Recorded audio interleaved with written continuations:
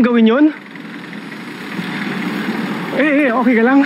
Ay, okay lang ako. Yan ang mga libangan ko. Yung gumugulong-gulong sa jeep, sa karsada. Iyan ang gustong-gusto ko. Kakarelax.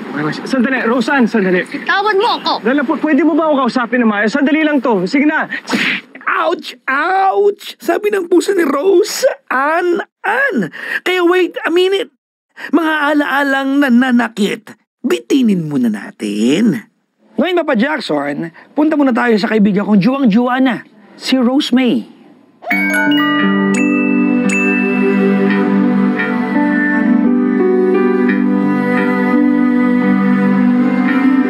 On my own, ang drama niya sa buhay.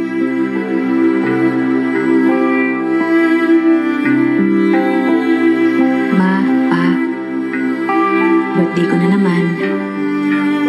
Mag-isa na naman ako mag-celebrate.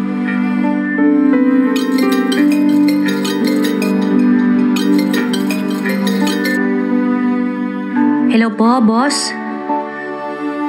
Opo. Natanggap ko na po yung birthday cake niyo for me. Sige po, see you po sa office bukas.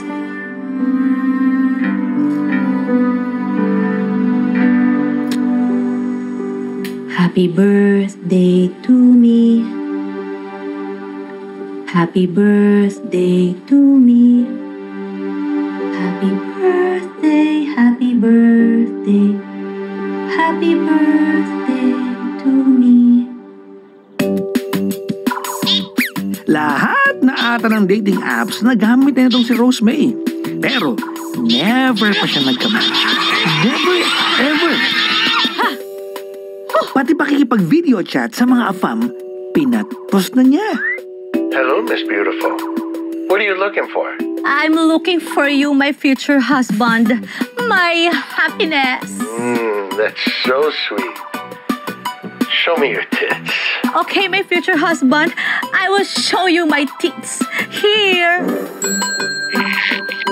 What the? I said tits. Breast. Whatever. Ay, binaba! Nakita ko naman yung tits ko, ha?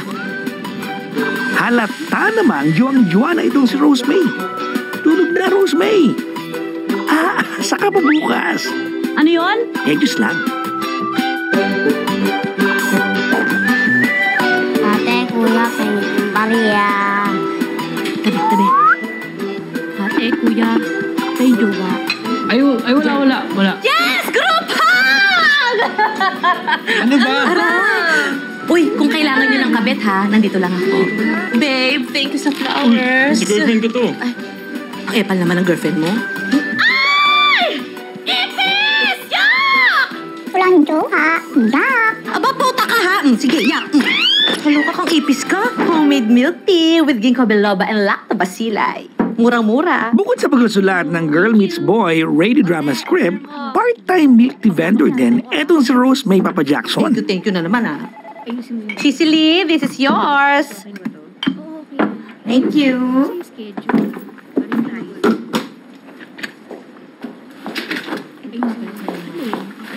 Ang pangit!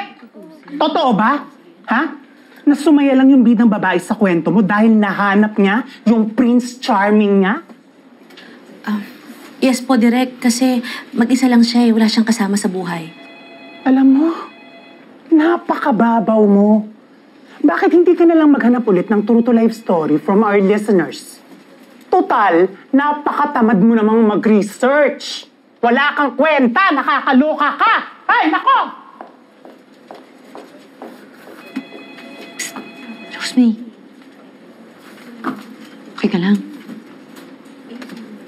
Huwag mo nang pansinin niyo si Derek, ha? Gago yun, eh.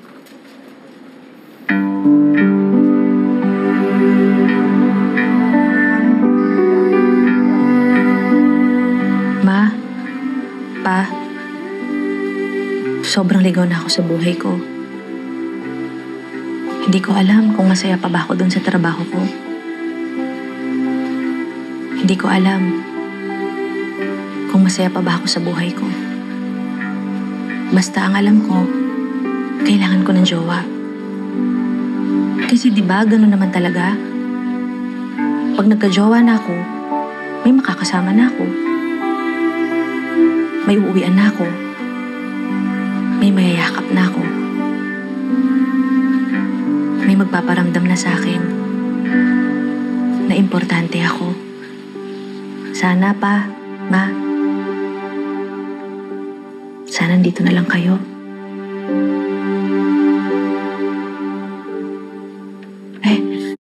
Here's one way to get cash back